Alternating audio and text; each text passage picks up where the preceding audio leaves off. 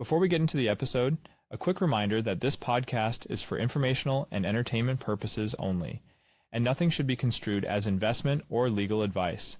If you are enjoying Onramp media content, please like, subscribe, and share, as it goes a long way in helping others find the signal through the noise.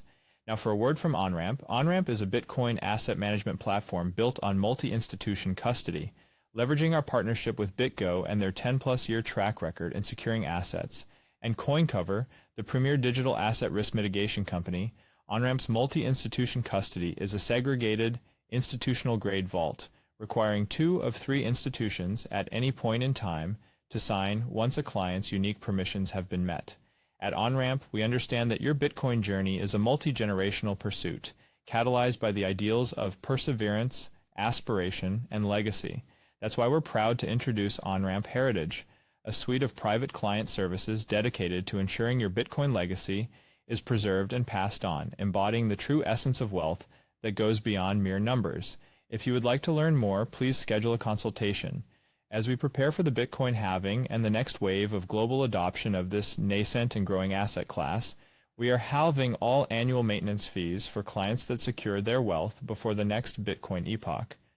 What you're telling me is that music is about to stop, and we're going to be left holding the biggest bag of odorous excrement ever assembled in the history of capitalism. 1974, 1987, 92, 97, 2000, and whatever we want to call this. It's all just the same thing over and over. We can't help ourselves. I say when we sell. Hey, I say when we sell. Jesse, it's nice to have you this week. You know, I thought it'd be fun to come back on the show. We need you. Michael and I were solo. It's the first 3-person last trade episode we ever did. Well, I won't leave you guys hanging this week or next week or the week after. No, well, thank you. And it's very important that you're here this week because we have a repeat guest in Matt McClintock from Bespoke. Matt, welcome back to the show. Thank you, guys. Thanks for having me back. And as Michael was saying, after our first episode that we recorded with you a few months ago, many months ago, now at this point, there was a lot of very interested listeners who were enthralled with what you were saying and your perspective on how to protect Bitcoin wealth and pass it on to your family. We figured this would be a good time to get you back on the show to just continue that conversation about estate planning as a Bitcoiner and the things to look out for. Michael, I don't know if you want to add any more context to this.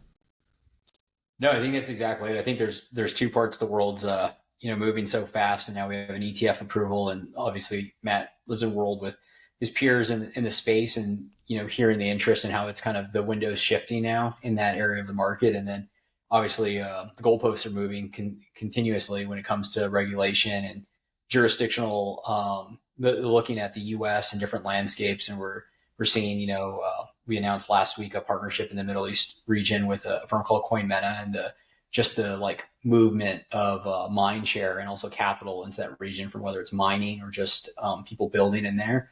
And so just thought it'd be a great conversation to have and hear more. And there's so many actionable things that I think everyone knows inherently they kind of have to do when it comes to protecting wealth and thinking about how do you make it seamless for your loved ones to at least absorb it if something happens to you. And we all are young and feel like mortality's far away, but the reality is it's right around the corner sometimes. And so I think just knowing these things and having a framework is really helpful from our audience perspective. And we talked about it before the pod. It was like one of the most actionable kind of like inquisitive things post the pod. We had text and messages, and I saw group threads from folks that were like, hey, we should really think about this, general 35 and 40-year-old men, just realizing again that we're not going to go anywhere. But the reality is you have kids and you have, grandkids maybe, and everybody did all this work and spent all this time away from their family to build the wealth. And it's really important to think about how do you pass it on. So really excited for you to spend your time. It's very important. Matt's a busy man. He gets sometimes hard to get him on a call, but I would appreciate him taking time to jump on with us and share all the wisdom he's learned. Well, I mean, I'm super humbled and honored to have the opportunity to come back and share with you guys. I'm encouraged by the level of interest that the listeners to the pod have demonstrated. I mean, obviously, I think this is a super important topic. I wouldn't have dedicated my career to it. I mean, I do feel really strongly that Bitcoiners in particular, we have this low time preference. We see a long horizon when it comes to wealth specifically, and that means that most of us probably expect our wealth to outlive us. It's why we still stack, right? I mean, it's why we keep stacking, is because we think that the value proposition of Bitcoin, at least as a store of value, is, unlike anything human technology has come up with to this point. And so, even more so than our equities portfolios, our real estate portfolios, or any other element of, family wealth, we have this, long view of wealth for ourselves. And so I certainly expect my wealth, my Bitcoin among the most important part of it, to outlive me. And so then making sure that I have equipped my loved ones, the people that I care the most about, to not just be able to physically take possession of my Bitcoin once I die, but for them to have a framework around that so that they can get the most out of the value that builds. And so, hopefully we'll get a chance to talk a little bit more about some trust frameworks, things to think about when it comes time to plan for this kind of transgenerational wealth. So always happy to come on, always happy to share my thoughts. I try not to be coy. I'm a pretty open book. I've got to be careful kind of right up front. Might as well do the disclaimer now. I am a practicing attorney, but I got to be clear that nothing that I give in this podcast or any other podcast or any of my 2 o'clock in the morning tweets, nothing like that is intended to provide legal advice. I also am an owner of a registered investment advisory bespoke group, which is a multifamily office catering specifically towards clients with significant crypto positions, especially Bitcoin. And so nothing I say is intended to be financial advice either. And I guess the final thing I'd say is if you take what you hear on any podcast, even a podcast as this podcast, if you take that as legal advice or financial advice, you kind of deserve what happens. So this is not advice. This is just, education, perspective, 20 years in the industry talking here. It sounds like you got everything covered there. Not legal advice, not financial advice. No advice at all, really. Let's just be clear. Education and entertainment. Come on, guys. We're not here to give advice. We're here to educate. That's right. It's funny because Marty's been talking about Bitcoin since 2017. I've never heard him on his other pod give a disclaimer. Well, see, Marty, you don't have to give a disclaimer now. I gave it, so it's disclaimer. I'm very bullish on Bitcoin. You should all know that. It's worked out pretty well for any listener, so it has. No, but we're here to talk. I wanted to piggyback on what Matt was saying, and that one of the things that has struck me in the last 6 months at Onramp, as we've been talking to our earliest clients and bringing our product out into the market is how this topic matters to so many Bitcoiners. And I think it's this interesting convergence of a lot of different factors in our lives, our individual lives. How, to be a Bitcoiner is to be a 2 marshmallow kind of guy, to be a saver, to be someone who's trying to, store value, propagate it, preserve it, grow it into the future. And we're the types of people who plant trees for future generations to benefit from. Like, that's just part of our DNA. It's part of how you become a Bitcoiner, is you see the value proposition of this thing, that if you don't consume it now, it grows in value over time. And people who find that attractive, are compelled by the idea of how do you preserve that and set up your future generations the right way to benefit from, all the hard work and nurturing that you've done with this acorn that has grown into a tree. So, there's that whole psychology of Bitcoiners. And there's also the life stage of Bitcoiners too. I mean, the reality of a lot of early adopting Bitcoiners are Gen X and millennials. And I'm a millennial. We're in the prime of our early family lives, and so we're thinking about how do we protect our families? How do we take care of our families into the future? And if you're Gen X, you've been in that phase of life for a decade or even two, and so this is top of mind for my cohort, for Gen X as well, for Bitcoiners in general. And yet it's a topic that hasn't really been brought up a ton in Bitcoin because we're so focused on the asset. We're so focused on, what Bitcoin versus the US dollar, what this does to central banking. And we like the idea of growing our purchasing power into the future, but nobody wants to think about like, okay, well, what if I die?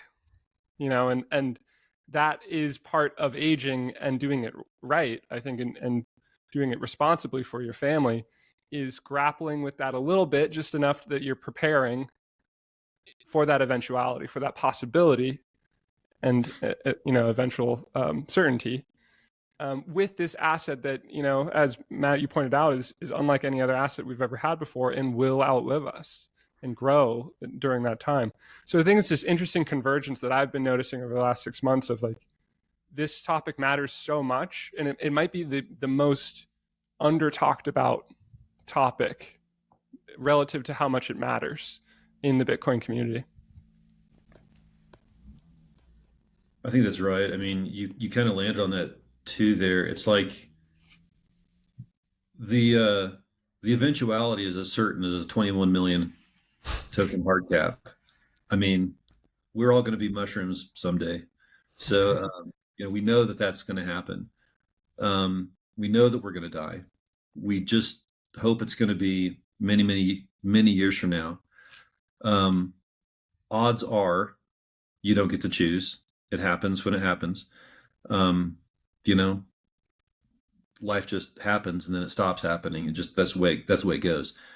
Sometimes you have no warning.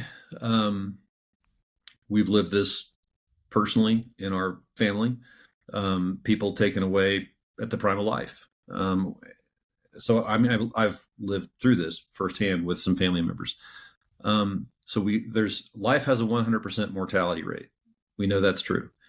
What we often overlook is that there is a greater than 50% chance that we will spend some period of time disabled before we die. And so whether that's through a car accident, bike accident, we slam into a tree skiing at Vail, we have some disease that takes us off our feet, any number of things can happen in our 30s, in our 50s, in our 70s, anywhere along the line. Couple that with a complicated asset, especially a complicated asset that the ownership rails, if you will, are challenging sometimes, navigating multi-sig, navigating cold storage, self-custody, whatever. Providers are scarce. There's some excellent ones, but providers are scarce. And couple that even with the often disparity of information within a family. In my family, I'm the Bitcoin expert, which, God help them. But my wife knows that we have Bitcoin. My kids know that we have Bitcoin. My kids have differing levels of sophistication when it comes to that. But if something were to happen to me, then my wife, my kids are going to be at a bit of a disadvantage when it comes to managing this asset. And I'm prepared. There are, vast majority of Bitcoiners out there who are not prepared. They are the hodlers. They're the ones who understand it. They're the ones who know where the signature devices are. They know where the seed phrases are. And maybe their spouse or partner has some working understanding, but there's usually one expert in the family. And if it's that expert who dies or is dealing with an illness or something that takes them out of commission, it's really challenging to get to be able to manage this asset that is profoundly complicated, profoundly valuable, and challenging to deal with very often. Yeah, I might be jumping the gun a little bit here, but that's been one of the learnings for us with Onramp is, we've really kind of trailblazed this new form of custody, this multi-institution custody. And originally, the thinking was this is going to really appeal to corporations or institutions, people where there's more than one person involved, investment committees. And this is a perfect solution for that use case of who's going to hold the keys. Well, you don't want any one individual to hold the keys. You want it to be outsourced to an institution who's responsible. And the multi-institution custody format mitigates all the risks involved in like just trusting Coinbase.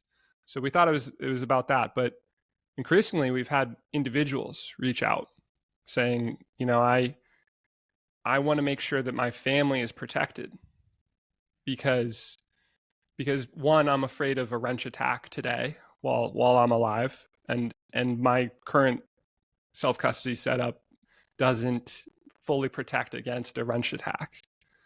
But then also, and I think this is probably the bigger worry that keeps people up at night is, if I die, will my wife and kids be able to figure out the Bitcoin, the custody? Go on the treasure hunt to figure out where the keys are kept and your multi-sig and at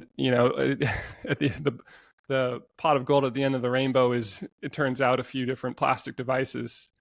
Don't screw them up, don't break them. Hopefully that whole process works out, but that keeps people up at night. And we've talked to some well-known Bitcoiners where this is a concern of theirs. And then this solution, this multi-institution custody solution, becomes a part of how they're thinking about diversifying their risk for their own self-custody. And so part of that recently has been, we've been making sure that our product is meeting the needs of individuals who are interested in inheritance, and making sure that they can pass on their Bitcoin seamlessly through this multi-institution custody model with the right planning in place in advance. And to be clear, this is for Bitcoiners with a few 100,000 in Bitcoin, or maybe several million in Bitcoin, and not quite the tier that Matt is the perfect person to be working with if you're in the higher echelons. But this is for the Bitcoiners who have a nice nest egg and they want to make sure that it, all of it or some of it, is stored in this different form of custody that is guaranteed to propagate seamlessly to the next generation in the event of a disaster. Yeah, there are two thoughts on there too, and I feel like I'm kind of dominating the conversation maybe, but a couple of thoughts there. One is, how prepared are the recipients for Bitcoin custody? Yep. And, if we're just dealing with a mechanical transfer of assets, it's one thing to know how to put a lump of gold or something else, like a piece of art or something, into a vault somewhere. It's another thing altogether to know how to securely manage Bitcoin that you received from somebody else, especially if dad was the Bitcoiner or mom was the Bitcoiner, and the kids say, well, I don't know what this is. I know it's valuable, but okay, are they prepared for that? And the other thing, aside from just how prepared are they to receive that particular asset, from a legacy planning perspective, the world I really inhabit is not how prepared are they mechanically, and that's part of it, but how prepared are they psychologically or emotionally or just situationally to receive any meaningful amount of wealth without strings attached. And here's what I'm getting at here. Again, I've been doing this for a little over 2 decades now, and I've seen my fair share of things that just go off the rails. you have, whether it's tens of thousands of dollars or hundreds of thousands of dollars or hundreds of millions of dollars, when wealth changes hands from the person who built that wealth through whatever sacrifices, innovation, risk-taking, hard work to build those assets, and that wealth passes into the hands of an inheriting generation, the inheriting generation may have had a front row seat to that experience of building that wealth, but they didn't build it themselves. And so there is not the same level of appreciation. There is a certain sense of entitlement that often, not always, but often accompanies being an inheritor. So there's that. Are they really prepared to steward this wealth and these particular assets over time in a way that would really honor the sacrifice that went into building it in the first place? But then also, what else is lurking in that inheritor's life that could separate them from the wealth that they receive? So classic example is a beneficiary who receives an outright distribution. Mom and dad die, and they receive $100,000, $500,000, $20 million. Doesn't make it, the number doesn't matter. But then a month later, after they've inherited this distribution that was going to come outright, their spouse says, "You know what, honey, it's been a great ride, but I'm out of here. I'm going to divorce you. And by the way, I'm going to take a claim against that inheritance because you just received it outright." Or they're in the middle of a business bankruptcy or a personal bankruptcy, or they just got in a car wreck and hurt somebody pretty badly. And there are no guardrails around that wealth, or that beneficiary has a pattern of self-destruction. They've got substance abuse problems. They might have mental health issues. They might have gambling addictions, whatever. Life just happens to people.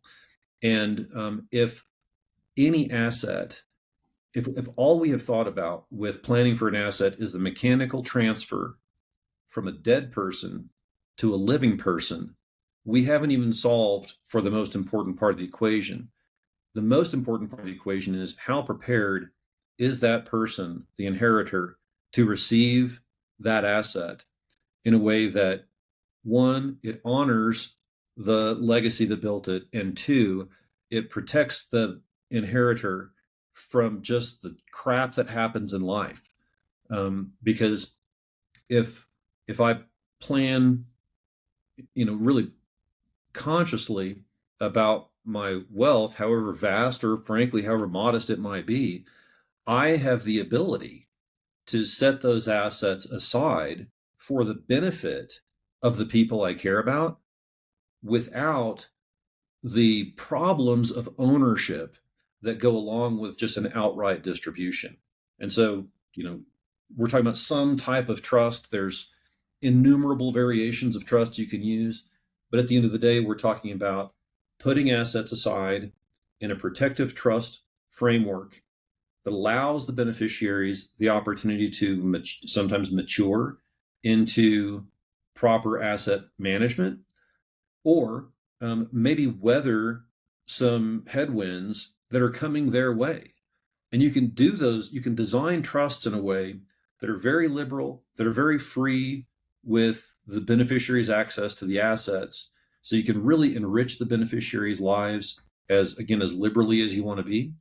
But unless and until the assets are distributed out of the trust to the beneficiary, you have the opportunity to better ensure that the wealth you built during your lifetime is preserved as long as possible to make the most meaningful impact on the people that you leave behind. And that's really what, at the end of the day, that's what we talk about when we talk about legacy planning. And that's why we named our law firm Evergreen Legacy Planning. That's what it's all about. It's not just the mechanical transfer. It's not just solving for taxes, although we do that too. It's solving for getting the best outcome for the people that we care the most about, so that what we spent our lifetimes building has the most positive impact on the people that we care the most about. Yeah, it's fantastic. Yeah, and that's where I get really excited, Matt, and you coming and sharing this, because Marty's been around, I think, longer than probably, I wouldn't say all of us combined, but he's been around. He's seen a lot of stuff, and we think about like, how do we get here? And we're still so early, so how do we plan around this? Is growing from like a technological perspective and the tools and what Jesse was alluding to. But then I think about, it takes people that have seen things, and you had a background and were experienced in this. And generally to see things, you have to have some, tenure. You reference, you're a little older than us, so you've seen more things than we have. And you've been building in this environment of legacy planning and how, estate tax, the legal implications, and how you transition and make sure yourself and family are taken care of. And so you found Bitcoin, and seen this theme generally. Like, we had Gavin Fury, who's also another amazing attorney in a different respect. But this idea that you saw it, you were curious enough, and then you mapped and dedicated kind of like sharing this message, which is fundamentally, I think, transformative to what's happening in this industry, because what Jesse alluded to, it doesn't get talked about enough, I'm convinced, because the demographic, it's whatever that much alluded or allured like tech male white demographic of like Bitcoin holder, it kind of is true, like whatever it's 25 to 44, whatever that number is. And most people are there, speaking from experience, is like, you just don't feel like you're going to pass anytime soon. And so you get that wealth, and then it continues to appreciate. But as the appreciation, they're correlated with time, is your age. And so this is like this natural thing. Going back to Marty, he's seen this like year over year, the growth and maturation. It feels like this is just a maturation of the market, and being able to figure out, how do you plan for this? How do you think about it from a long-term perspective? What are the primitives you use? How do you pass it on? And in the last part, because I'd be curious Marty's thoughts, but you have I'd encourage everybody to go look at evergreenlegacyplanning.com, Matt's website. On the main page, it's too long to share, but I'll paraphrase. He has this thing that says, your wealth is more than money. It's a story. And one of the lines says, along the way, there's been costs associated with accumulation of that wealth, time away from your family, sweat, tears, sleepless nights. And it basically is telling the story that the money is more than just, it's just more than capital. It's a story of like all the things you've done. And so this importance to be able to make sure it passes, and then that gravity that he's alluding to on the education and the importance of, not inheriting $10 million in market selling is such an important part of, while you're alive, educating. So I really like, it's awesome that you've kind of like mapped this to your experience, because there's just so much information and education to be delivered here that I think will impact people for, years to come. Yeah. Yeah. And I'd add to that, that, also speaking from experience of like, I haven't thought a bunch about this topic. And then Matt, hearing you explain like the importance of solving for the outcome, solving for the intended result of like your heirs responsibly managing this windfall, and that holistic approach to it, the 360 view of inheritance planning, is not something that I was thinking about at all 6 months ago, until we had you on this show. And a big part of that, which hopefully we can just do as like a recap for whoever didn't listen to the first show, is you talked about, revocable and irrevocable trusts and the options there. And a big part of that in my mind was that there's this window for Bitcoiners who are sitting on some Bitcoin, where, if you end up wanting one of those structures in place, like an irrevocable trust in particular, you're going to want to have done that before the next bull market, basically, or the bull market after that. And if you want to recap some of those considerations, that could be very helpful for everyone. Yeah, happy to. I mean, I guess the TLDR on the revocable trust is that that's pretty much just table stakes for everybody. Honestly, I think that you do not have to be wealthy to need a revocable living trust. What the revocable living trust does for you is it privatizes the process of managing your affairs. If you become incapacitated and when you die, you can avoid court involvement in private family decisions if you have a really thoughtfully designed revocable living trust, and you have gone so far as to make sure that the assets that have a title are titled in the name of that revocable trust. That's, who doesn't want that, and you can, probably find, a decent estate planning attorney worth their salt to do one of those for a few $1,000s. I mean, a tenth of a Bitcoin is going to get that job done more often than not. You may have to educate that attorney around Bitcoin, but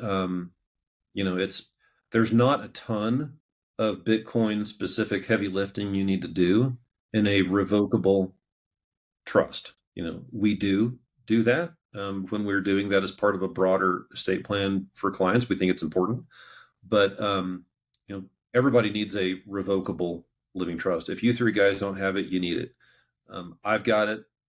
Everybody needs it. And that's just table stakes for, frankly, being a grown up. But Jesse, to your point, the revocable trust provides you zero asset protection during your life. Why? Because you can revoke it. The revocable living trust provides you zero tax benefits during your life. Why? Because you can revoke it. You created it for your own benefit. You do whatever you want to with it. You have not changed your relationship with your Bitcoin or other assets at all. What you have done is you have privatized the process of managing your financial affairs, and you can create a framework for the continued benefit of your spouse, partner, kids, grandkids, whomever, that will spring into effect after you die. The revocable trust becomes irrevocable after you died, because you are the one who retained the power to revoke. If you're dead, nobody has the power to revoke it.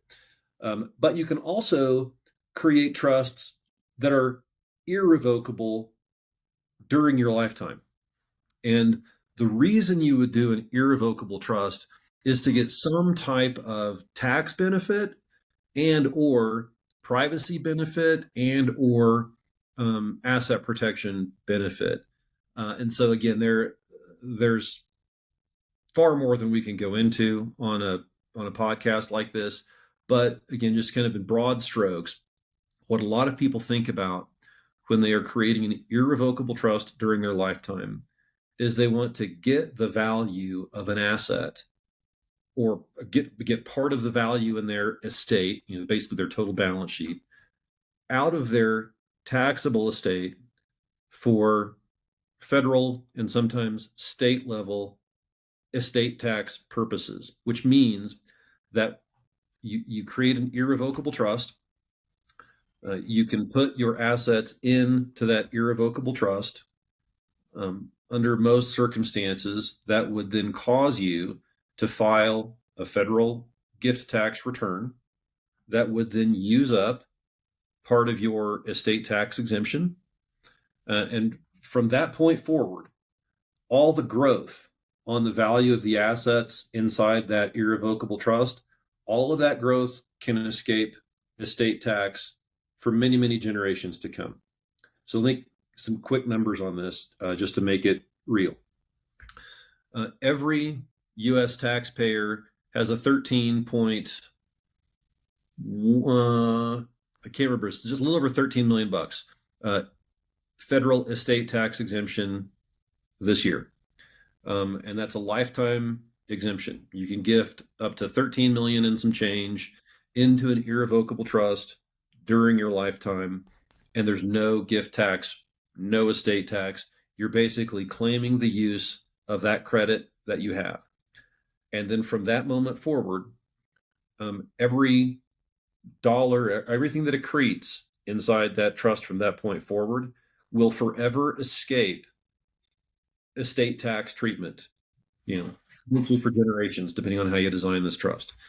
You don't have to do all 13 million. Maybe you don't have 13 million bucks, but maybe you've got $1 million or a couple $1 million worth of Bitcoin, and you say, you know what, this is probably going to go parabolic, at least during the course of, the next 20, 30 years. I want to put a stake in the ground, get the future growth of that Bitcoin out of my estate because I don't plan on selling it. I want it to be there as a nest egg for my family for many generations. That's fine. You can create an irrevocable trust, put a few $1,000,000 in that irrevocable trust. If that $2 million worth of Bitcoin goes to 20 million or 50 million or 100 million, or use your imagination, then all of that growth on the asset is out of your estate and probably out of the estates of many, many generations to come. So then you escape the 40% estate tax erosion that will happen at every ensuing generation. So, so you got this $13 million exemption this year. Let's say you use $2 million this year. That means you've got 11 million to play with, for future planning purposes. If you've got a huge estate, if you've got, $40, $50 million estate, there are other trusts we can use. There are other structures we can use that can get you more leverage on that $13 million exemption. But just understand that you don't have to be an ultra high net worth like, Giga Whale for irrevocable trust planning. One other thing I'd kind of land on here too is that often when we think of irrevocable trusts, we think, well, I don't want to put it in an irrevocable trust. That means I can't benefit from it anymore. What happens if I need it? Well, there are different types of irrevocable trusts that you can create, at least for the benefit of your spouse. Your spouse can create for the benefit of you. You can create, backdoors in these various plans that provide a lot of flexibility. But that really kind of gets us into a nuanced series of rabbit warrens that we probably don't want to go down. But just understand that, there are so many different variations of irrevocable trusts once you get into that irrevocable trust world. Yeah, I never really thought about it from that perspective of especially right now, given where we're at, and most holders aren't fall into the camps that are probably on this podcast that are having, single digit percentage allocations. You have other producing income assets, whether, your job, your business, where if you lock in those gains, if you don't plan to sell it, you're already set, to pass it on while you still have all these other productive assets, and you can still accumulate outside of that, core position or the irrevocable trust position. Yeah. It's never an all or nothing proposition either. I mean, it's like, you don't say, well, I got to get all my Bitcoin to this trust. No, you don't. You just whatever you want to in it. I mean, it's like, and it's not like, well, shoot, I wish I'd put more in there. Well, you can always put more in there. It's like, maybe you just want to put a placeholder of a couple $1,000,000 in there. And then you say, oh gosh, it really is, mooning because of the halving, ETFs are, firming up, and now we get the halving cycle, and then we got months past the halving and things are looking rosy. Might want to move more, and then move more, and then these trusts just become a vehicle for owning assets, and so you can still retain the power to direct investments. You can sometimes serve as the trustee of a trust that your spouse created, or whatever. Again, there are a whole lot of different design elements and considerations that you need to think about. But there's people are afraid. Well, if I put my Bitcoin or other assets in this irrevocable trust, it's like this, it's like this black box that I can't understand and that I can't really touch or do anything else with. That doesn't have to be the case. There are some creative trust designs that allow a high level of flexibility and a high level of benefit while still getting value out of the estate and providing these other benefits like privacy and stuff like that. So it's like, listen, I mean, I get it. It's complicated, but it shouldn't be scary. And, estate planning attorneys are not scary people. We're problem solvers. If we weren't problem solvers, we'd be litigators or something like that. But we like to solve problems. We like to think creatively. And Michael, something that you alluded to is a jurisdictional question I want to make sure that we spend some time on, because the trust laws of the 50 states can vary wildly from one state to the next. And that's not even before we think about non-U.S. jurisdictions. Here in the U.S., you've got the luxury, regardless of where you live, you've got the luxury to invoke the law of whatever jurisdiction you want to interpret your trust. So, we help clients establish trust in South Dakota. The clients who have never even been to South Dakota might not even be able to find on a map. We do a lot of trust in Wyoming, as you guys know. We've done trust in Nevada. We've done trusts offshore. We've done other entities offshore that are owned by trusts offshore. You can be a resident of some other state, and if you don't happen to live in a state that's got particularly favorable trust laws, borrow somebody else's. I'm sitting here in Colorado. That's this is where our office is. I'm working from home today, but our office is right here in Colorado. Honestly, guys, I can't tell you the last time I used Colorado law for a trust. We use these other jurisdictions that I've mentioned because those laws are much more favorable. And so when people are starting to explore their estate planning, thinking more long-term from a long-term planning perspective, it's important to realize that you're not trapped by the borders of your home state. Your revocable trust that I talked about earlier probably should be administered under your home state, just from a practical perspective. But any irrevocable trust that you create for family legacy purposes or charitable purposes or whatever, if you happen to live in Colorado or some other state that doesn't have particularly favorable trust laws, borrow somebody else's. And I think that when you're talking to advisors about this, you need to be finding advisors who take a broad view from a jurisdictional perspective.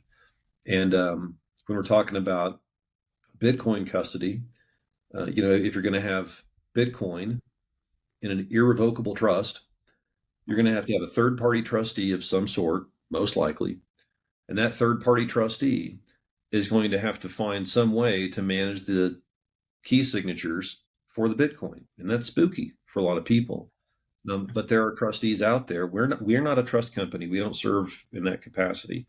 But there are trustees that can serve in that capacity. And there are other structures that you can build. I mean, very often we'll have a limited liability company that owns the Bitcoin, and the trust owns the limited liability company. And so then we can manage the key material at the LLC level, while the trustee just babysits an LLC interest. So again, that's getting a bit granular, but my broader point is, we focus a lot of our energy understanding this complicated asset like Bitcoin. We follow global markets, we follow the Fed, we follow the SEC and all this other complicated stuff. I would encourage people to do the same level of due diligence on their own personal wealth and legacy planning that they do on anything else. Yeah, these are extremely good points. And every time I talk to you, Matt, I'm like, God, I need to get better at this. But I think get on it. But because really, I think we're digging into an emotional aspect that gets overlooked in a day-to-day basis. If you're running a business or investing, we really think about this concept of opportunity costs. And in the moment, when you're weighing the opportunity cost, do I put my money here or there? There's very hard decisions, and that is not only a capital decision, it's also a time decision. What Michael was getting into earlier, like the opportunity cost of spending your time with your family or going out and working, trying to build wealth, and to think that you could get to the end of your life and not have that really tough opportunity cost decisions that you made throughout your life not be respected is something that scares the shit out of me.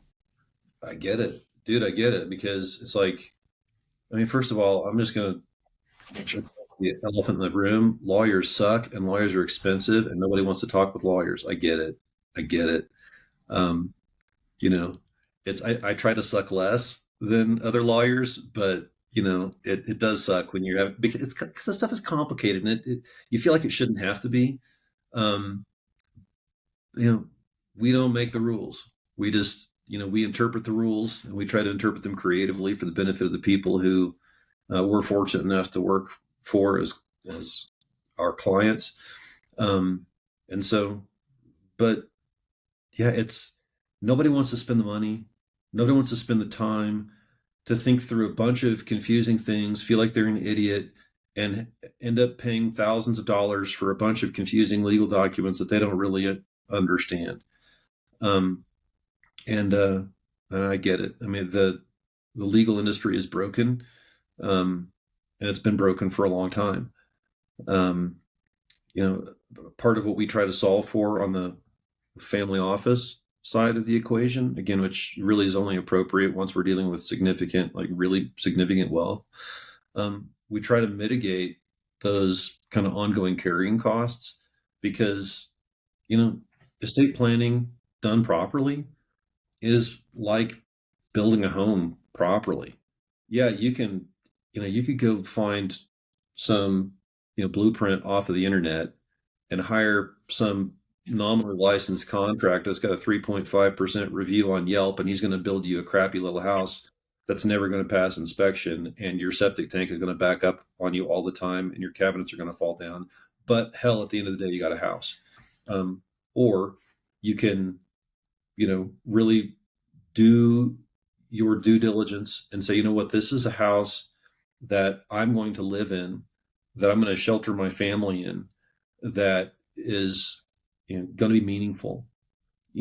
Maybe I'm not going to go hire, whoever, built the most exotic, museum in the world out there, but I'm also not going to find some freaking blueprint off of, buildyourhome.com. And I'm probably not going to hire somebody who's just, they say they do a little bit of estate planning, but they also do divorces and, car wrecks and dog bites and workers' comp. It's like, this is not to be trifled with. We are talking about building a metaphorical house for your family's wealth, and you want that house to still be standing when you don't live there anymore, and the people that you left behind do. How sturdy do you want that roof? How firm do you want that foundation? That's what we're talking about. And so, look, I get that I'm talking my book. We've got plenty of clients. It's not like I'm trying to, drum up business or anything like that. I just think that this is often overlooked.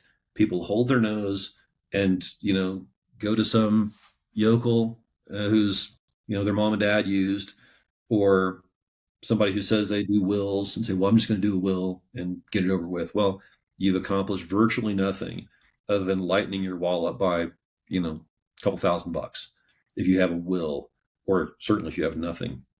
If you're going to do it right. If you're not going to do it right, don't do it. Thanks for tuning in. If you're interested in exploring any of these topics further, or want to learn more about how we can help you secure a new or existing Bitcoin allocation, get in touch with our team at onrampbitcoin.com. We look forward to supporting you on your Bitcoin journey. Yeah, it's an important thing. I know you mentioned talking your book, but it's important to reinforce, because it reminds me of the same thing with custody, where folks generally they wait till the last minute, in the sense of these moves are so dramatic, whether it's a price appreciation or the mortality or, the health, degrading, and then being in that position. And then it's it becomes acute on what the changes need to be made. And I hear in your voice how you describe this, and you've been describing this for years to me. And it's finally I think, Marty, your reference point of, you always think about this, trust me, this stuff, it's just it's starting to actually become clear. Matt, for years has been describing this, and it's not that it's complicated. It's just, it's opaque. You kind of hear it, and then you're still trying to map how it maps to your world, the appreciation, your children happen. And then that obviously becomes a bigger forcing function to understand all of this. But I hear that tone of, it's serious because it will make sense at a certain point, and it's better to get ahead of it. In the same way, it's better to get ahead of how you protect the asset, because it will appreciate. And then you're going to be thinking, oh shit, I wish I would have done it. And it's just better to do it. And majority of people won't. But if there's a few that do it, everybody's kind of better off. I think that's right. It's, I mentioned this last time. I think that this is, again, often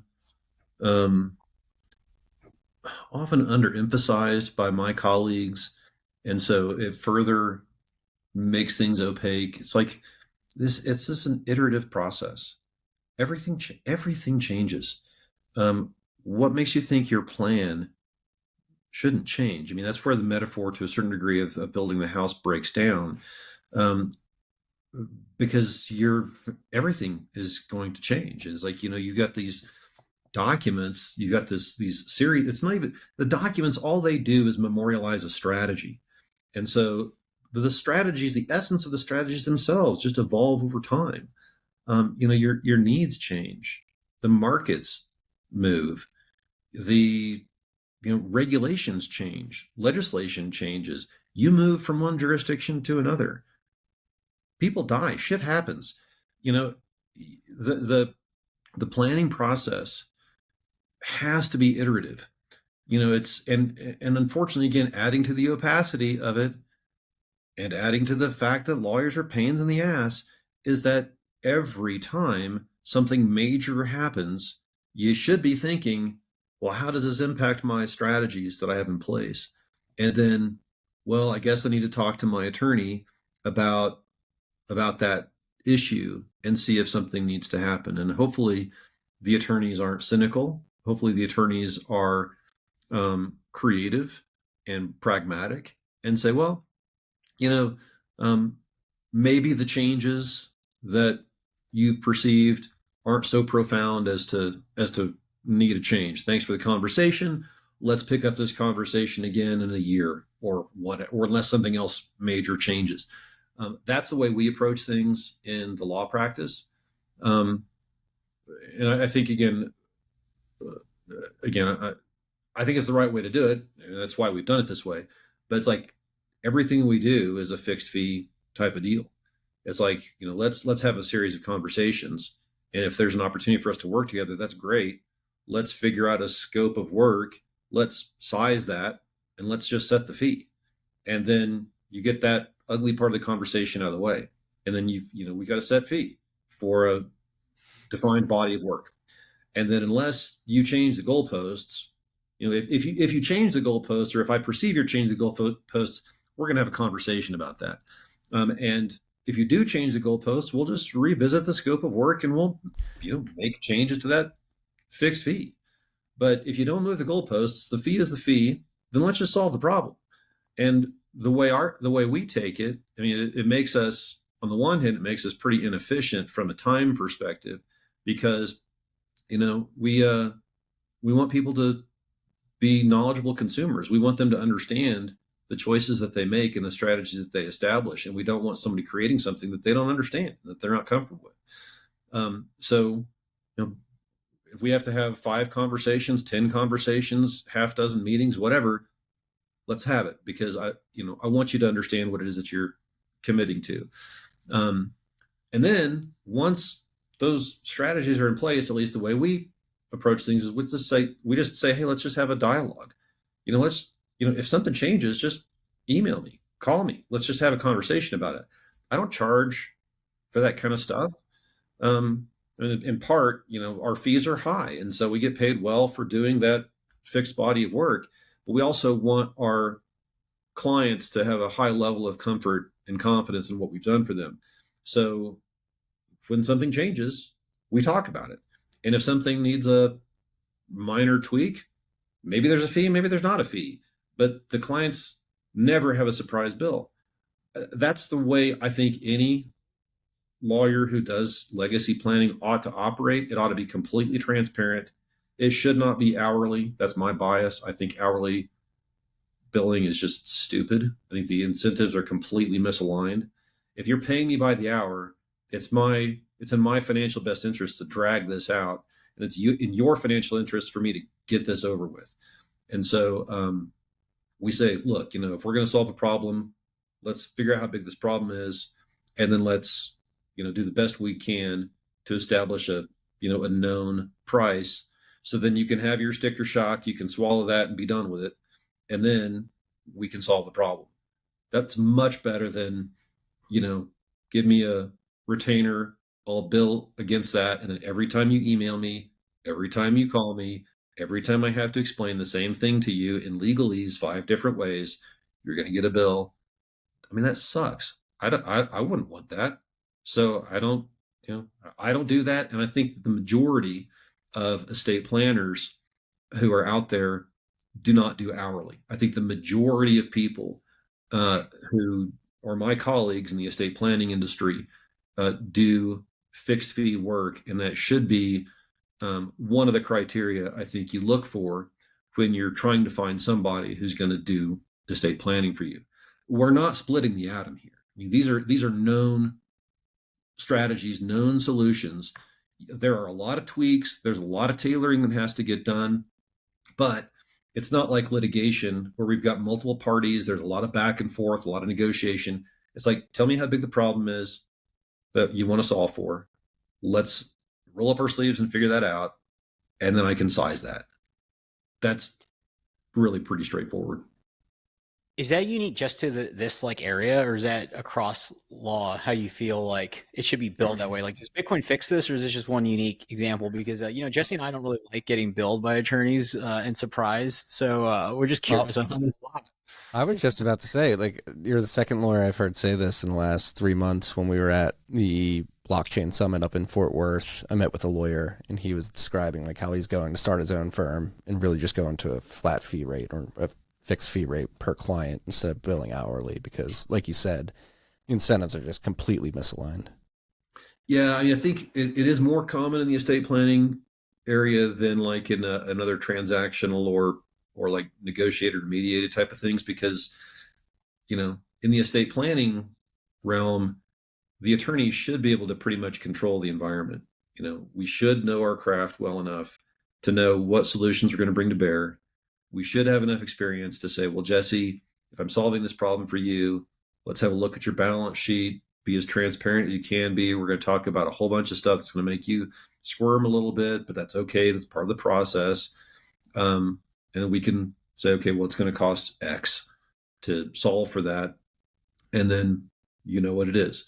In a multi-party type of transaction, a mediation, sometimes like business matters, where there's a whole lot of back and forth. Unfortunately, that kind of does tend to be hourly. I mean, again, I think that sucks. I don't do that kind of work. So I can't really throw stones at the model in that case. But, I share the pain. I share the concern about that. Marty, as to your point, I'd kind of need to know more about that particular model. But one of the things that is one of the models that's out there is the private client lawyer model, made popular by this guy named Russ Allen Prince, and that is kind of like the family consigliere. And I've served in that capacity in families as well, where it's like, got a problem, got a question, want to solve for it. And so, I mean, sometimes there's like a standing monthly retainer, and it's pretty much all you can eat for that retainer. And some months are not as busy as other months, but you try to size it, and it kind of becomes part of this like ongoing consigliere type model. Now, part of this we do in the family office space. Again, we've got to be clear, Bespoke is not a law firm, and so there are like limitations on things like attorney-client privilege within Bespoke, whereas you do have attorney-client privilege within the law firm. We just have to paper everything up and be super careful about that. But a lot of what we provide to our families inside the multifamily office is just kind of ongoing consultative strategic support, because very often our law firm or some other law firm would have set up a whole bunch of convoluted, complicated strategies that solve for a whole bunch of different things. And I mean, you think that basic estate planning is complicated. Just wait until you've got 10 different strategies that are intended to do, 10 different things across 5 different jurisdictions. It's a lot to keep up with. And so rather than have You can't create a fixed fee for that because you have no idea what you're solving for. And rather than create an hourly model where the incentives are completely misaligned, echoing Marty here, in the family office space, we can do that on a small percentage of the assets under administration within the family office. And then we've got like this longitudinal strategic thinking for clients. And a lot of it goes something like this. It's like, I'm having this conversation right now with a client, a whole lot of unencumbered real estate. So no mortgages, tens of millions of dollars worth of real estate with no mortgages on them, mountains of Bitcoin and no cash. And so the real estate is in a series of limited liability companies and a series of trusts. And so part of what we help solve for on the family office space, which is not the law firm, it's not legal services, it's not legal advice. If you want us to solve a legal problem, we shift that over to the law firm. But if you just want strategic thinking, then we say, well, your trusts, your limited liability companies can borrow against the assets inside those entities. Why don't we see if we can negotiate favorable terms so you can take out favorable loans against your real estate and then take the cash and invest that into tax efficient, high yield, income generating investments. So you can now actually live and not have to sell Bitcoin in order to pay tax liabilities or otherwise finance your lifestyle. And so some of that stuff seems like fairly low hanging fruit, but honestly, for a lot of, sophisticated, highly affluent families, they just don't think about this stuff. And they wouldn't even know how to do it with these trusts in place. They need the trusts for the tax and legal reasons that they set them up in the first place. But they need a family office with kind of some estate planning expertise to help them think through, okay, well, how do I get out of this gilded cage that we've got? If we've got high value, illiquid real estate with no debt. We've got high value, zero or very low basis Bitcoin that we sure as hell don't want to sell, especially not now. We don't want to be forced sellers for anything, but we've got tax obligations. And you know what? We don't want to live in these beautiful homes and have to worry about how we're going to pay for the next vacation to Europe. That's just dumb. Why, we don't want to go through all the crazy, stuff that you might do, with Bitcoin options and whatever, where you end up being a forced seller on options or whatever. So, we can kind of provide longitudinal strategic thinking in the context of estate planning strategies. And we do that within the family office context. One thing to add there is it's so important that family office context understands Bitcoin and its appreciation, because anybody else in that respect, and Matt, correct me if I'm wrong, would tell you to sell the shit out of that position, because it's like you have these realized gains or these unrealized gains.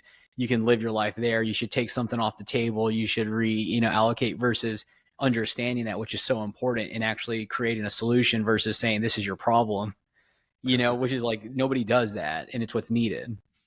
I agree. We've got there are basically two different types of investment frameworks that people will go with, whether it's with us or anybody else in the family office context. There are discretionary mandates and non-discretionary mandates. Non-discretionary mandates mean that we cannot move any asset, we cannot sell anything until the client says sell, or until the client says buy. Then there are discretionary mandates where the client then provides an investment policy statement or a more detailed mandate that says, under these certain circumstances, under these conditions, within these guardrails, you guys have a lot of freedom to act. And so with our clients, we operate under one of those two broad frameworks, and it depends on what the client wants.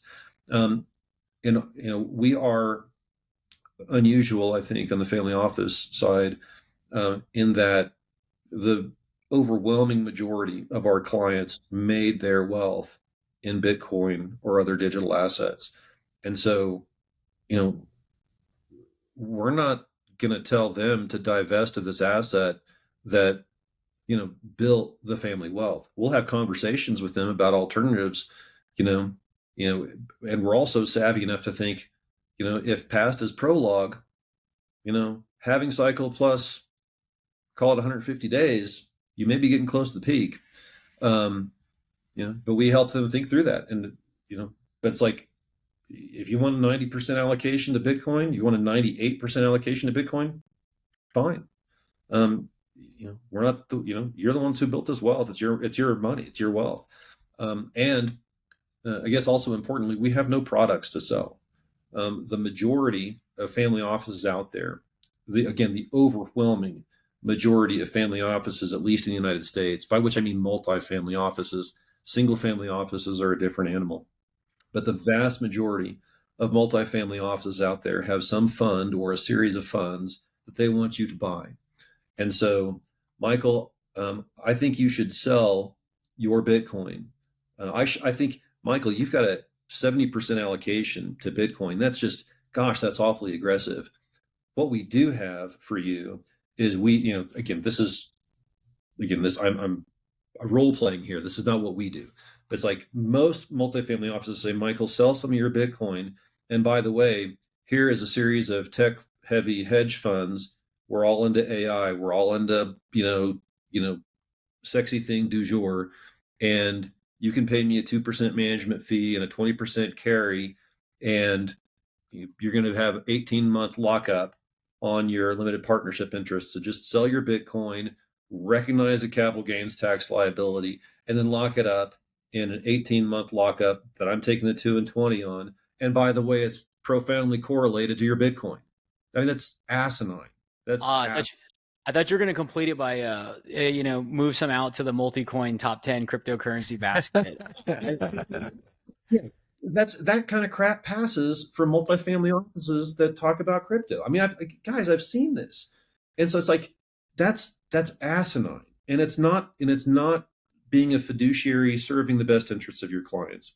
So the way we approach things is we believe in liquidity for our clients. The vast majority of our clients are illiquid because they've got real estate, they've got Bitcoin or other low basis, highly appreciated assets, where going to a liquid position is really painful. So when they give us an opportunity to help them make new investment decisions, we ask them what they're passionate about. A lot of them are passionate about, non-US development. A lot of them are passionate about ag tech. A lot of them are passionate about robotics and other stuff like that. Cool. Well, we can create highly liquid, non-fund stuff. It's like we create baskets of publicly traded equities for clients. You can get in, you can get out, easy. There is no 2 and 20 carry. There is no 18-month lockup. If the market moves, you can move. If your position changes, you change it. We believe in liquidity. We believe in freedom of capital for our clients, and we believe in a global perspective. And so, a lot of what we do is non-U.S. correlated. A lot of what we do is non-U.S. market. We do a lot of U.S. market too, but we have no funds to sell. We do not have a 2 and 20 on anything. We think that clients are much better served by liquidity and by keeping options open and by non-correlated investments. Yeah, that's what I think it was very savvy undertone I was alluding to about moving out of like the client you referenced that had hard physical real estate and being able to lend against it and then invest it in cash producing investments so they can have some liquidity. And it's kind of like this framework I've thought about from a financial advisor in a future state. I think that's really where it plays into like, how do you navigate the asset appreciation versus what historically it's existed with a 60-40 and kind of just like sitting there on your hands. It sounds like you're kind of living in the future in that sense. Well, yeah. And again, a lot of what we're thinking is multi-jurisdictional. So like, if you're a client in California, for example, you're subject to one of the highest state level income taxes in the country. New York is the only one that comes close. And so, if you're at the top level, I think you get hit a little over 13% on your state level income before you even get to pay Uncle Sam. And so, if you imagine that you are this client with a lot of highly appreciated illiquid assets and having a hard time generating income, if you do generate income, well, now you're just going to be paying close to 50% or more than 50% in taxes for your income. So a lot of what we think about is, well, how do we generate tax efficient income? So we can encumber things like real estate. We can go out to the private lending market and get pretty favorable terms, even in this current interest rate environment. We've got one of the biggest income investment partners in the world. We've got some of the biggest private banks, some of the biggest asset custodians in the world that are experts at income investing. So maybe we go into a bunch of triple exempt muni bonds in California that are California triple exempt. And so now we're generating, decent returns on income. It's not as sexy as your Bitcoin for sure, but you're not solving for Bitcoin. You have your Bitcoin, you have your real estate, you're solving for income. Well, how do we then solve for income in ways that are meaningful and that are tax efficient? And so, maybe you're only getting, net 3 to 5%, but guess what? You're keeping all of that because it's triple exempt from taxes. So, give me 3 to 5% income that's not taxable versus 8% that's subject to a 50% tax rate. That's just kind of the way we see wealth management on the family office side. And I think we've got some interesting experience that makes us different in that space. And so that's, a lot of what we spent last year on in Bespoke was building this out. We have this mantra that that clients talk about, that we talk to clients about, that we talk to ourselves about. We believe that everything should be viewed through the lens of how to own, where to own, and then what to own. We think that if you only focus on what to own, what to invest in, whether it's Bitcoin, whether it's some hedge fund, whether it's real estate, what you own is not nearly as effective and as important as how you own it. Because if you get double or triple digit returns, but you haven't planned for succession when you die, you haven't planned for litigation if you get sued, you haven't planned for divorce if you get divorced, well, you're looking at a 50 to 100% loss, regardless of your market performance. So you got to solve for how you own, and that by which we mean the structures. Then we solve for where to own. This gets back to the jurisdictional arbitrage question.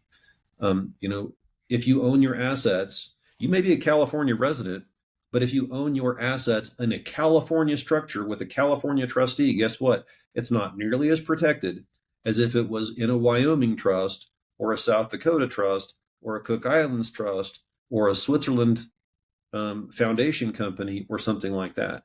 So we have to think about how you own your assets, where your assets are owned. So what jurisdictions laws are we using? What custodians are we using? Are they qualified custodians? Do they know what the hell they're doing with those assets? And are there reliable backstops?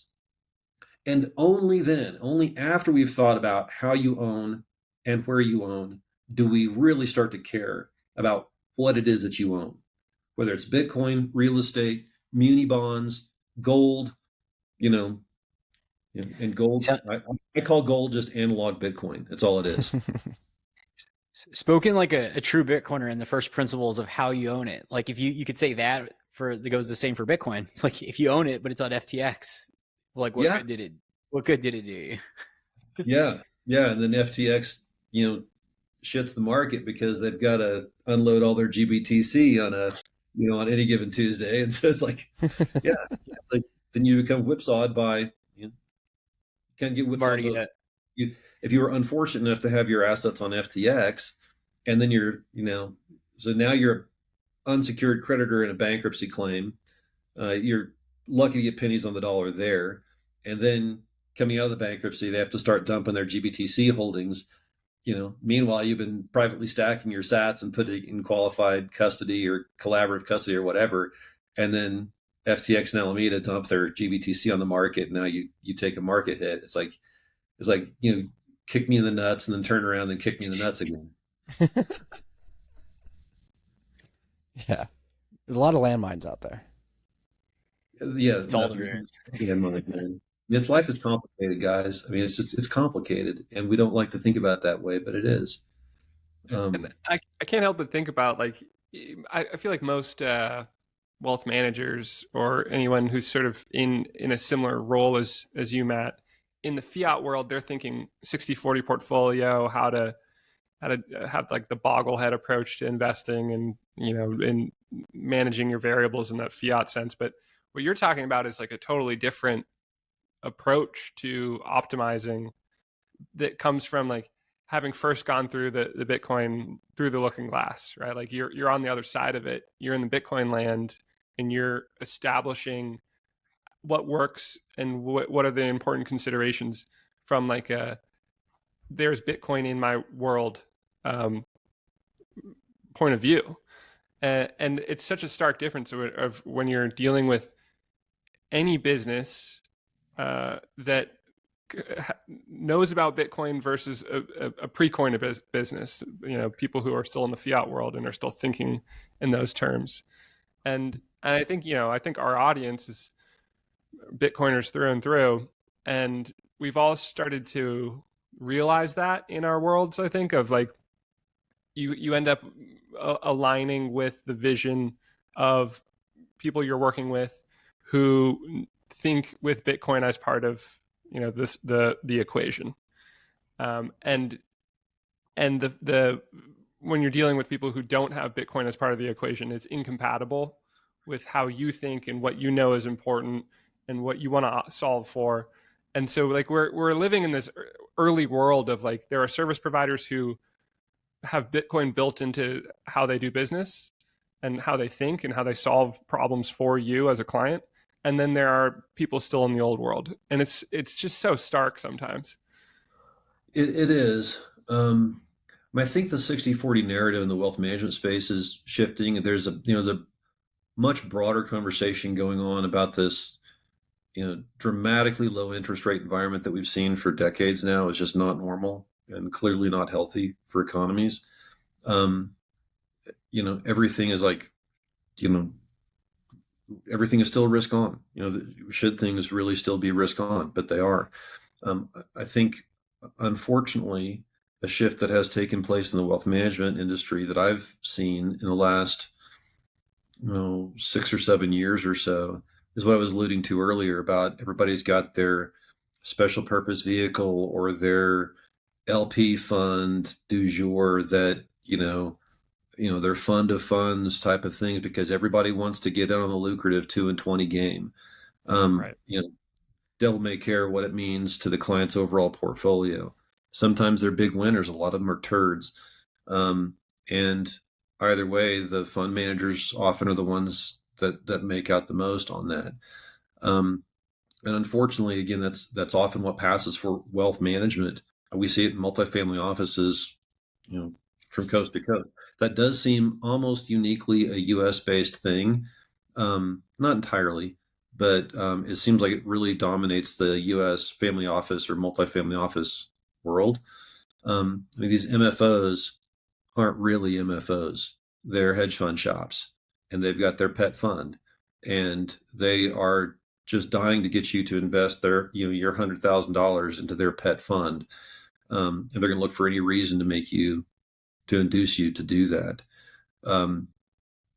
What we have modeled ourselves after at Bespoke is much more of an old world kind of European wealth management type of model, where it really is consultative, where you have a fiduciary obligation to your clients, where your interests are aligned, and that you don't have products to sell. What you sell is your best ideas, and what you sell is your creative thinking.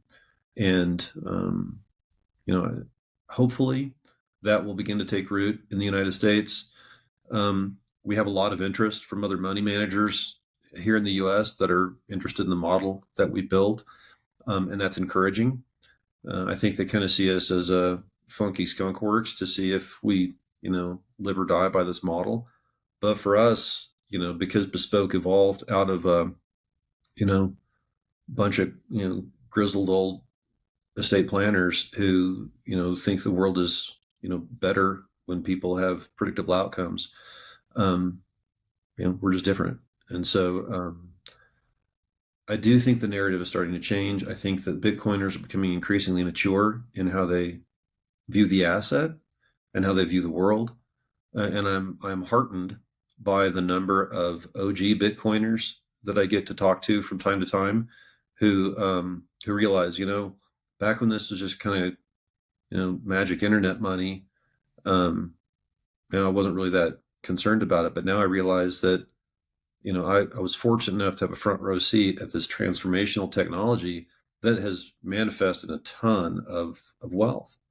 And for a lot of these folks, that for the vast majority of them, that wealth has been transformational. They didn't come from money. They just, they made it in Bitcoin. A lot of them did. And a lot of them are profoundly humble about that. These aren't the dudes driving Lambos and, flying around on the citation of the Gulf Stream. I mean, these are guys, these are men and women who still work because they're called to work. They raise their kids with a mind toward stewardship. Often they're members of a faith community, and they take that very seriously. And they want to give back, not just because there's, tax benefits to giving back, but because they feel like, they can use their wealth to make the world a better place. And those are the people that we have the luxury of being able to work with increasingly.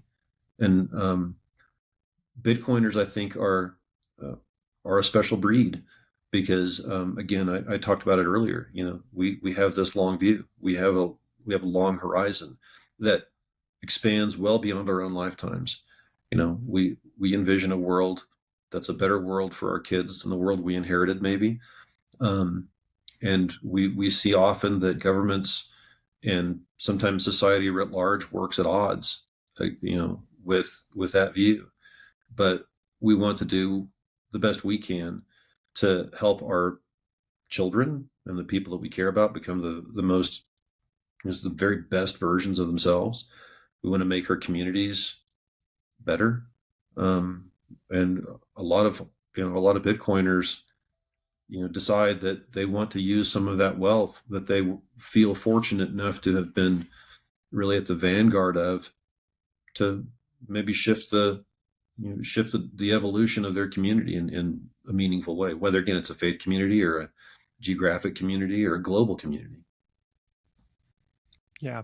Beautifully said. I mean, it's so good to hear that OGs are thinking that way. Like that it's really a great relief to know that people who have in many cases stumbled into tremendous Bitcoin wealth because they plugged in a computer in 2010 have this sense of responsibility to not just their family but their community and the world at large. It's, thank goodness. And I don't think that's any accident. I think the reality of it is that people who were drawn to Bitcoin in the early days were, principled people who hoped that this project would work because it presented, a better form of money for society, a return to sound money, and then they end up working with an old European old model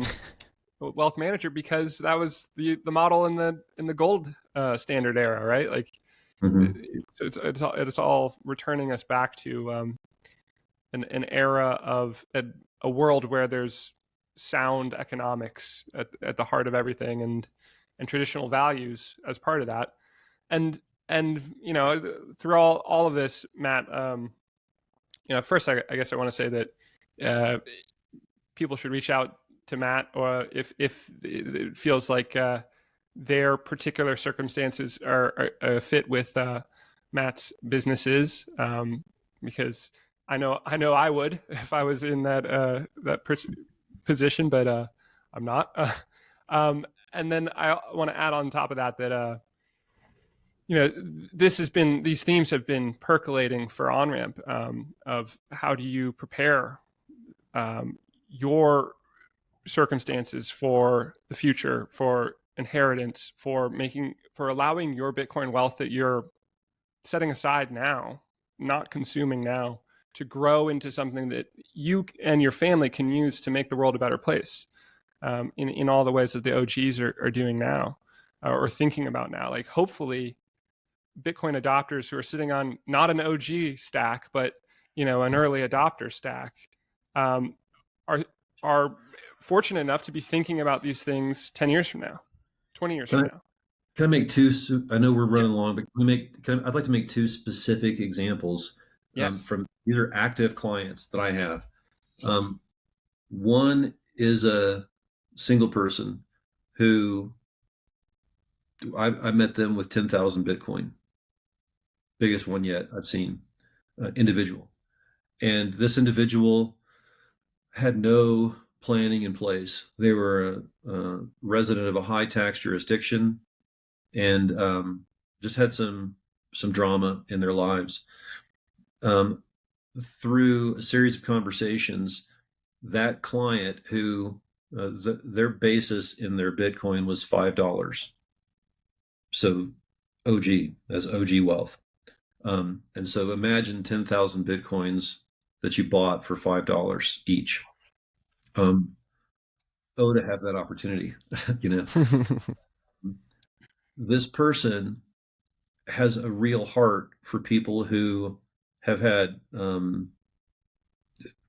severe domestic violence meted out against them. People who have been trafficked, whether it's here in the US or abroad.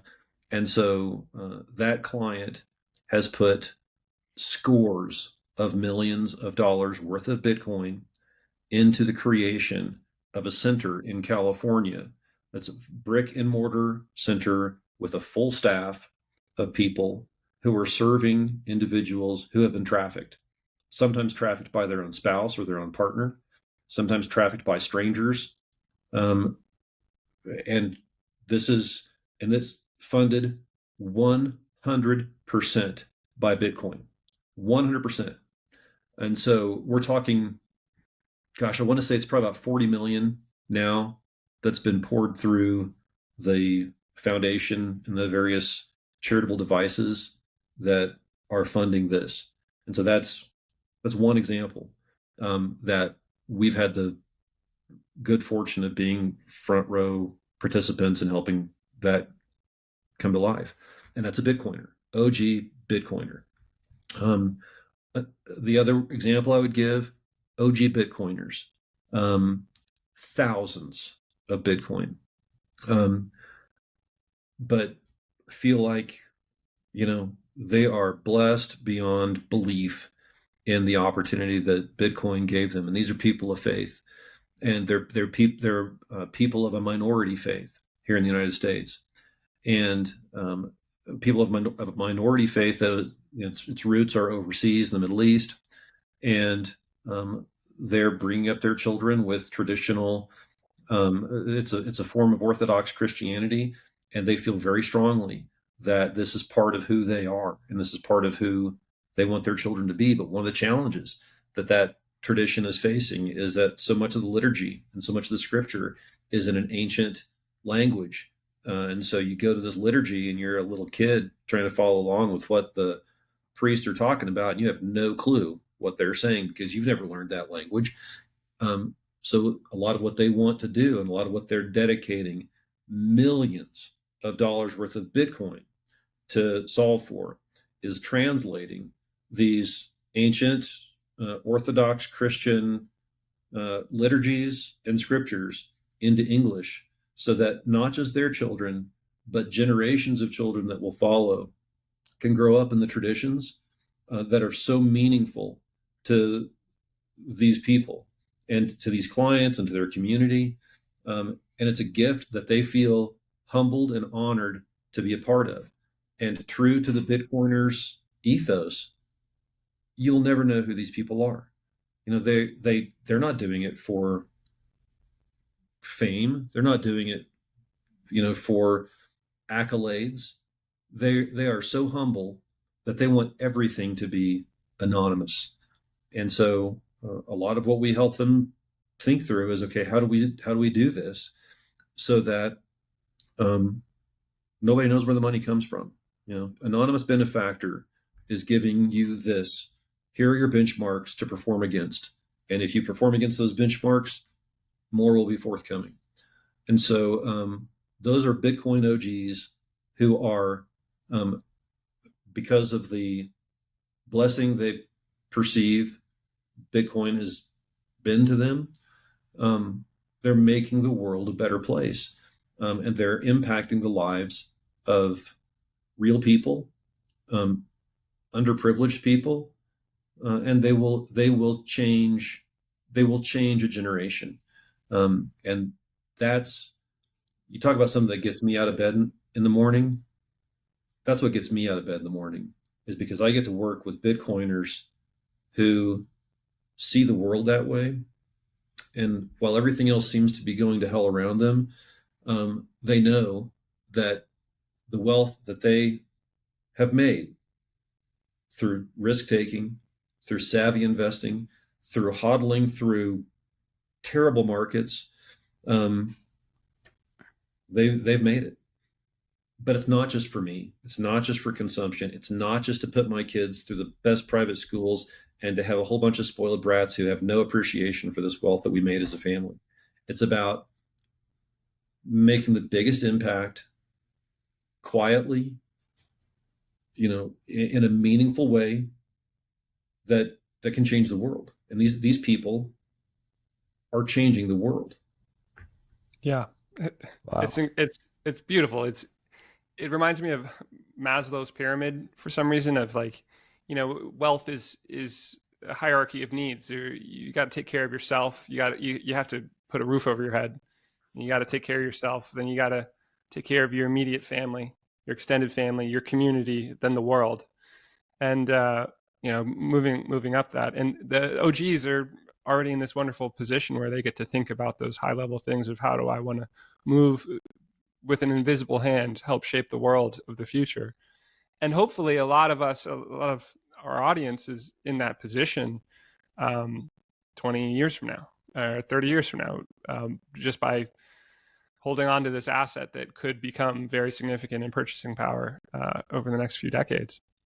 But along the way, right, it starts small. Like planning for that future starts by, what's the next rung on the hierarchy that I should be factoring in to how I'm planning for my Bitcoin wealth and how it moves through time into the future. And for most of us, certainly for me, that next step is, how do I make sure that my family is protected and educated about this asset that Matt, you were talking earlier about, such an important part of passing Bitcoin wealth on to the next generation, is making sure that everyone involved knows what the hell they're holding and why it's valuable. And, you want to protect against that possibility of somebody just receiving this, a beneficiary receiving this windfall and market selling, because it's against the legacy of what you were trying to do by building that wealth. And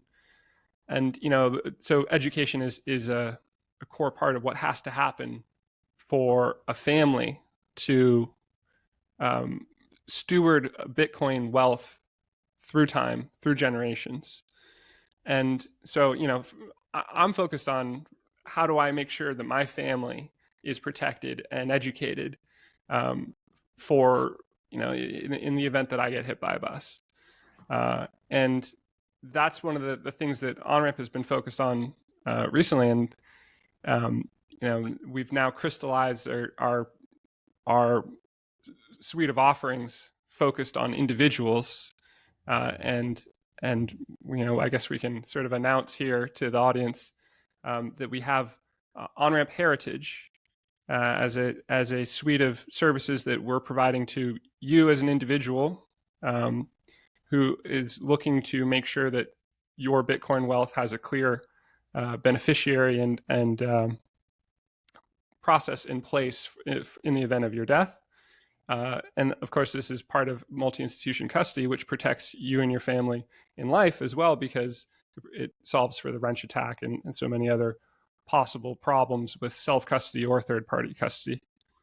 So, we want to make sure that Bitcoin wealth is propagating through time with as little risk as possible. And that multi-institution custody is a core part of that. And then a huge part of this is making sure that your family members, your beneficiaries, are learning and a part of the journey with you. And so that's, part of the process that we have in place, the product for Onramp Heritage. For those of you out there who are, sitting on a few 100,000 in Bitcoin, or maybe it's several million, and not yet at the echelons where Matt is the guy you should be talking to, come talk to us, and we'd love to share with you what we have for helping propagate your Bitcoin wealth through time, through generations, and seamlessly to the next generation, so that you can solve for that thing that keeps you up at night. As we know, so many Bitcoiners, that there's that little nagging thing that pops up at midnight or 2 a.m. and causes you to not sleep quite as well as you would like, knowing that the future is so bright otherwise. And so it's an exciting part about what we've been building at Onramp recently, and would love to share that with whoever's been kept up at night by these questions. Yeah, that's really well said. I think one thing to add, and Matt alluded to it, it's like these numbers are not binary in the sense when you're setting up with Matt, like in an estate plan or revocable, irrevocable trust, you're moving over in increments of what you feel comfortable with. And one of the things that we learned after talking with folks when it comes to whether they're in self-custody, third-party custody, whatever they've gotten comfortable with, they see a model of custody that's interesting. They don't know how interesting it is in the perspective of what is the allocation. And so this idea of, well, one of the ideas is for an individual that knows that they want to make sure some portion of this moves over without unencumbered to a beneficiary. And then there's other additional things that could be, layered on top from, services to support from a legal perspective and consultation perspective to get them the right, whether it's irrevocable, revocable trust, reviewing of documents.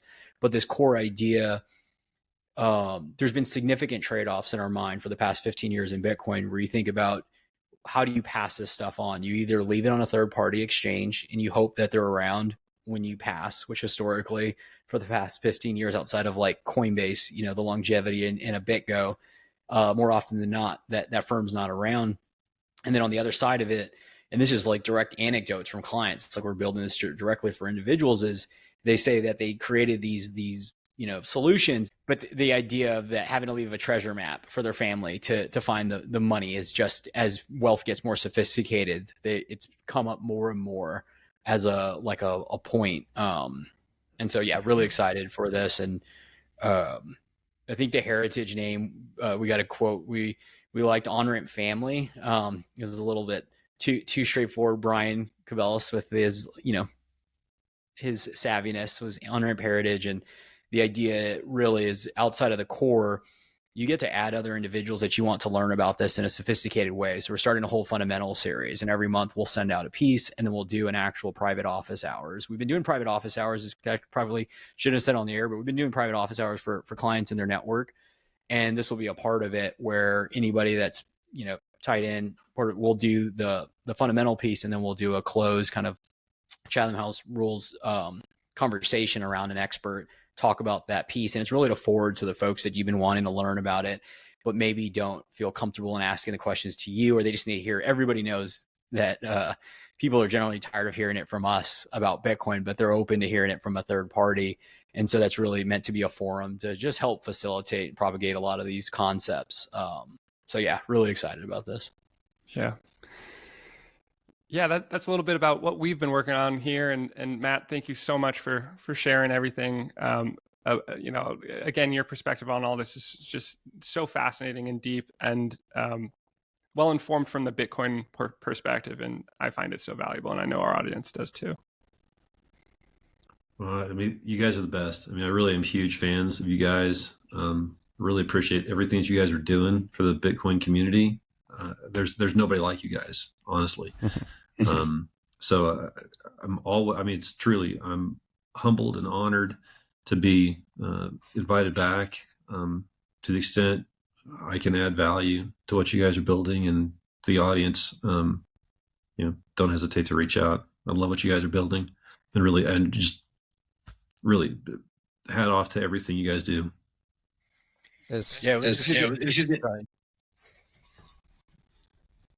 I think we're good. I was going to say, this has been an extremely uplifting conversation. I think the whole topic of stewardship and imbuing that knowledge to your progeny, and hopefully they can do that to their kids as well, is extremely virtuous. And Matt, I'm still taken aback by a couple of examples that you shared earlier. It is extremely encouraging. It makes me even more optimistic that there are already people out there like that, and that with Onramp Heritage and what you're doing at Bespoke, you're really helping people to think that way, which is, I think, a lot of why we're here in Bitcoin, is to try to reorient people's thinking towards long-term thinking and stewarding not only their wealth, but their communities and the world at large. So this is a great way to end a Tuesday day of work here. Awesome. Love it. Thank you again, Matt. Thanks, Matt. We'll see you guys next week.